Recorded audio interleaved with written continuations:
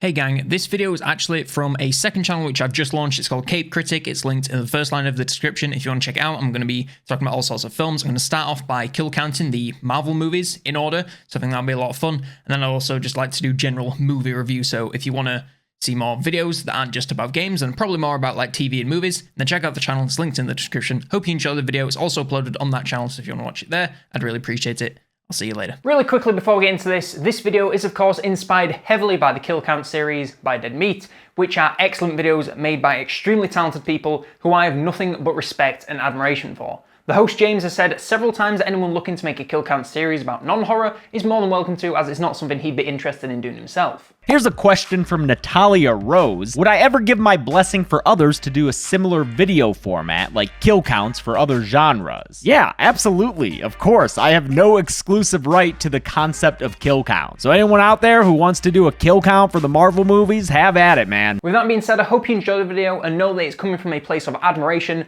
and not an attempt to copy completely.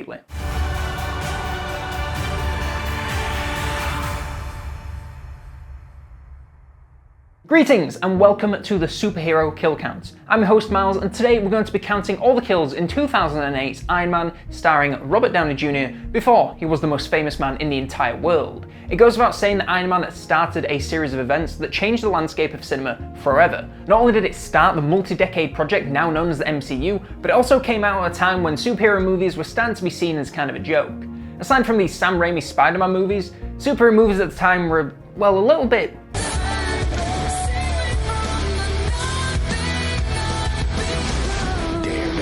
well, they weren't particularly good, and you kind of laughed at them a lot more than you laughed with them. So what did Iron Man do that changed this perception? And more importantly, how many kills happened in the process? Well, let's find out and get to the count.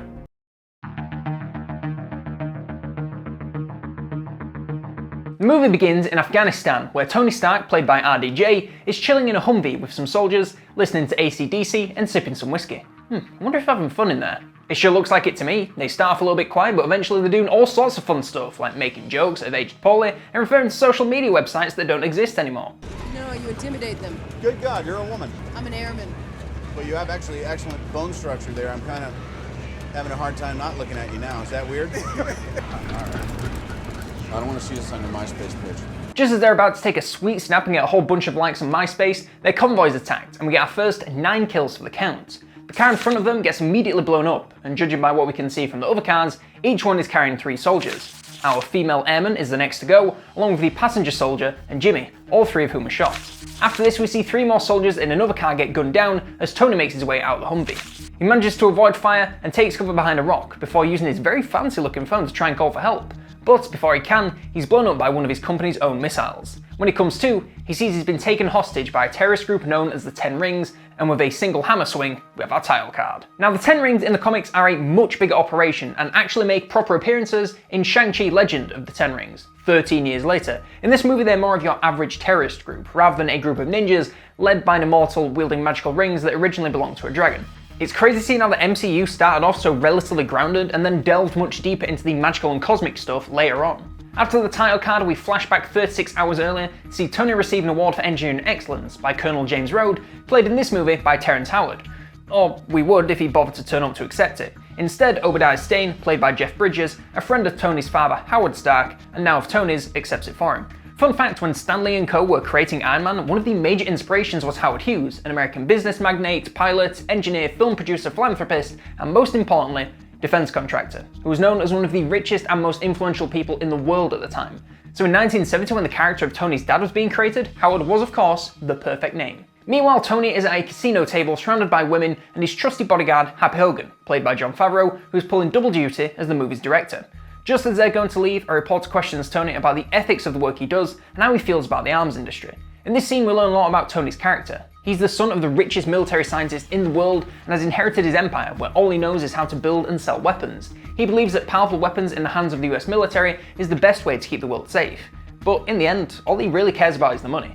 This is incredibly true to the comics, where Stan Lee challenged himself to make a character that fans should hate, but force them to like him. With the Cold War and Vietnam going on at the time, it made sense to make a hero who was a rich arms dealer. I think it's safe to say he succeeded in his challenge and created one of the most popular and important heroes that Marvel or the world has ever seen. After this conversation, he then promptly takes Miss Everett home for a extended injury. After a night of, I'm guessing, not much sleep, Ms. Everhart is woken by Jarvis, Tony's AI, voiced by Paul Bettany. She has a little wander around before nearly being added to the kill count for this devastating burn by Pepper Potts, played by Gwyneth Paltrow, pre-goop. After all these years, Tony still has you picking up the dry cleaning. I do anything and everything that Mr. Stark requires, including occasionally taking out the trash. Meanwhile, Tony's on his way over to Afghanistan with Colonel James Rhodes and Happy Hogan. He's on his way over there to give a demonstration of the latest weapon from Stark Industries, the Jericho missile. After a demonstration that blew away the audience, Tony gets into the Humvee we saw at the start of the movie. Now, remind me, is it fun in there? I'm sorry, this is the fun V. Hey, I'd feel it would be. Now they're all caught up, Tony wakes up in a cave with a car battery hooked up to an electromagnet embedded in his chest. As explained by Yinsen, played by Sean Tube, this is to prevent metal shrapnel from the explosion from reaching his heart and killing him. We quickly find out that Tony isn't being kept here as a treasured guest, but instead as a forced labourer to build the terrorist group Jericho Missile. After some gentle discussion and seeing terrorists with their hands on so much of his equipment, Tony sets to work, but of course, not the missile.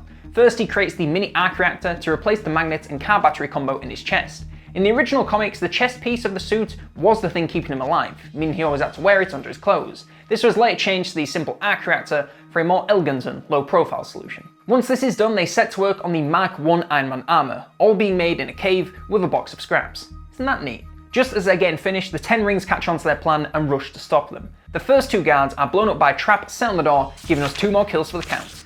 Yinsen goes to buy Tony some time with an assault rifle and loud noises, giving him enough time to power up the suit. 4 more guards make their way into the room and find Tony in the now fully operational Mark I suit. He takes each of them out with ease, knocking them around the room with reinforced punches.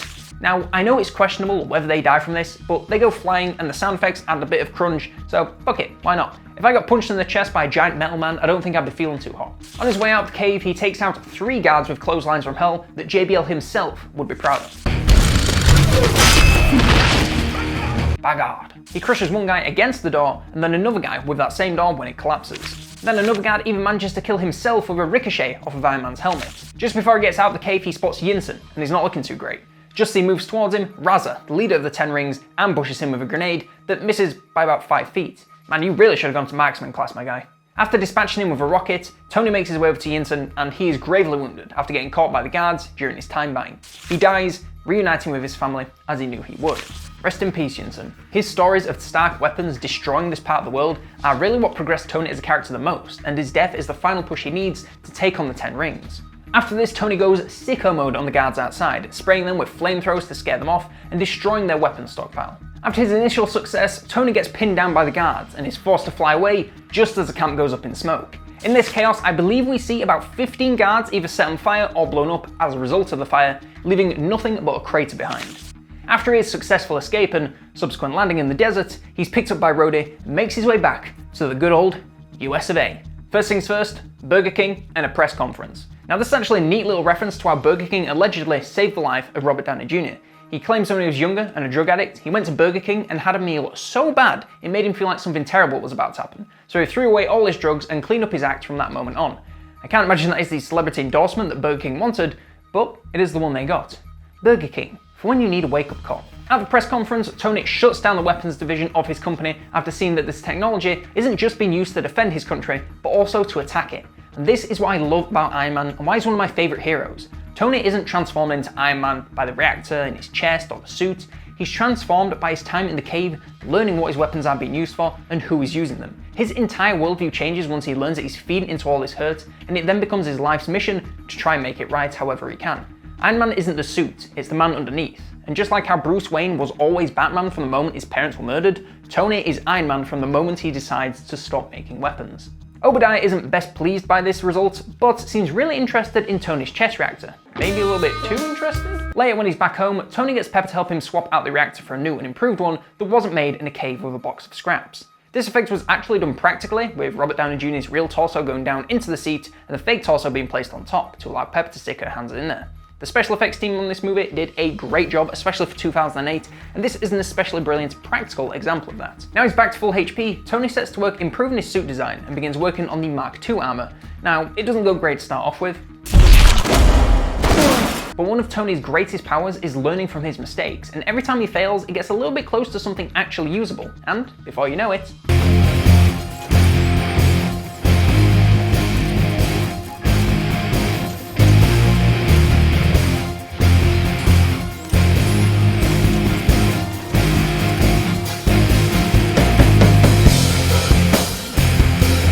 he takes a completed Mark II suit out for a spin, and after a mostly successful test of only the slight icing issue, he lands gracefully, through 2 floors and a car. Meanwhile, Raza, who survived the rocket, there was no kill graphic, so you really should have known. He's scavenging the Mark I from the desert, and he doesn't look too pleased about Tony escaping and taking half of the skin in his head with him. After the Mark II test, Tony modifies the design to prevent icing at high altitudes by using a gold titanium alloy, giving the suit a gold colour. He tosses in a little hot rod red for some added subtlety, and the iconic Mark III suit is sent to print whilst he heads out for the night. In the comics, he actually wore an all-gold suit for a while after painting it to literally look like a knight in shining armour. He later switched out to the red and gold suit a little bit later when he wanted to cut down on some weight and make everything more manoeuvrable. He heads to the event and says hi to Stan Lee before going in. Inside, he meets Agent Coulson, played by Clark Gregg, from the, what was it again? Strategic Homeland Intervention Enforcement and Logistics Division. Yeah, that. They want to talk to him about his escape and what he used to do it. Seems like everyone is really interested in that suit. He then goes to dance with Pepper and engage in some excellent employer-employee relationship building. After some dancing, conversation and closeness enough to make any HR department sweat, Tony heads to the bar to get himself something to take the edge off. Here, Miss Everhart, the reporter from earlier, finds him and shows him pictures of Gulmira, the hometown of Yinsen, now in ruins from the 10 Rings using Stark weapons, including his shiny new Jericho missile. Who could have given them that? When he questions Obadiah about this, he all but tells Tony he's the one dealing with terrorists and plans to lock Tony out of the company so he can keep doing it. Oh. Well, the mystery was good while it lasted, I suppose. Tony is pissed and suits up in the Mark III for the first time to take on the 10 Rings himself and liberate Gulmira, where people are being rounded up and killed left, right and centre. But we only see 3 people get gunned down off screen after they run into a building. Tony lands in the middle of a raid, and it's putting it lightly to say that he absolutely fucks these guys up.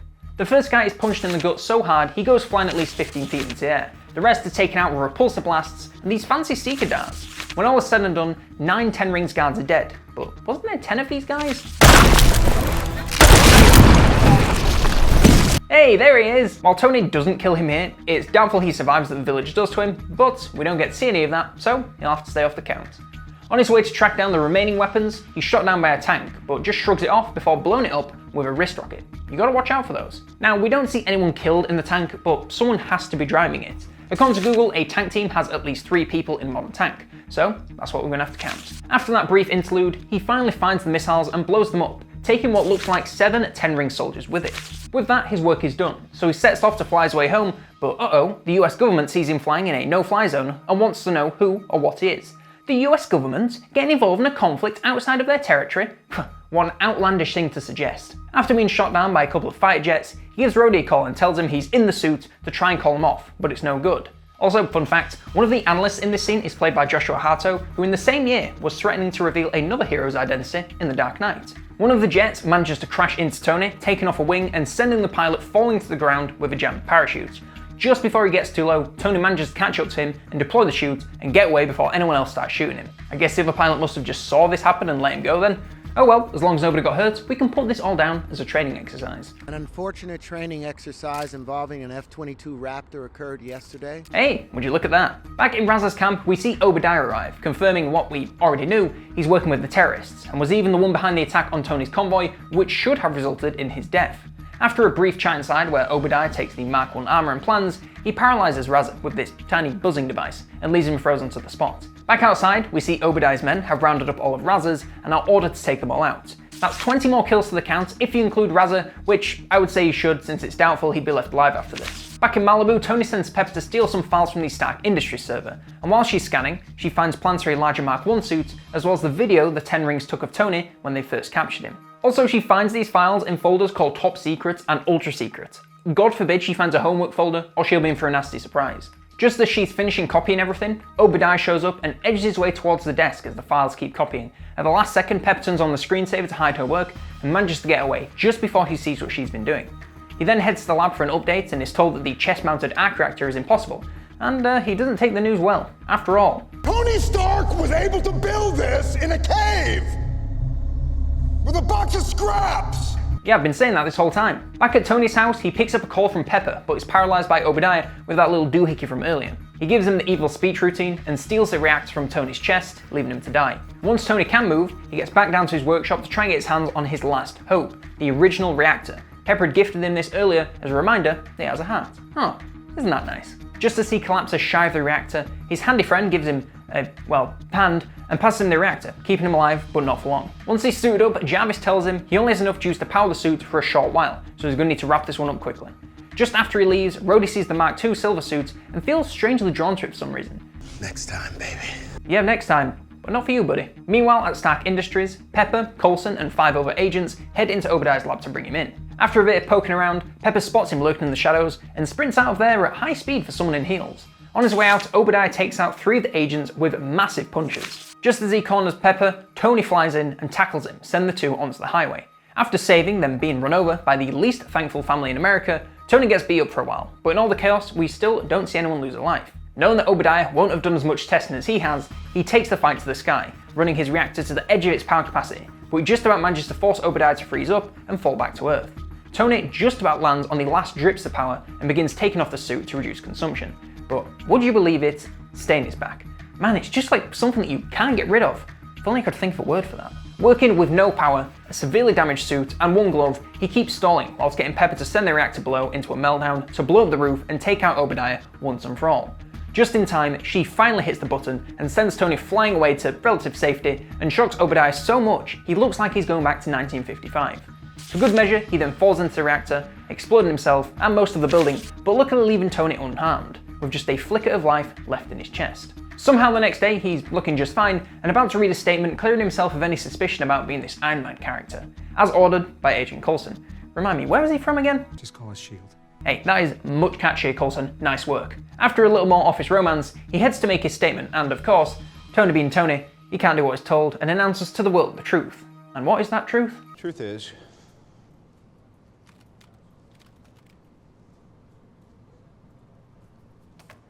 I am Iron Man. Just before we can go home, we have a little post-credits scene with this guy called Nick Fury talking about something called the Avengers Initiative. Man, I wonder what that's all about. So how many people died in Iron Man? And how many of them were at the hand of our hero? Let's get to the numbers and find out. But first, let me get dressed so I can make my way out of this cave somehow. I'll be right back.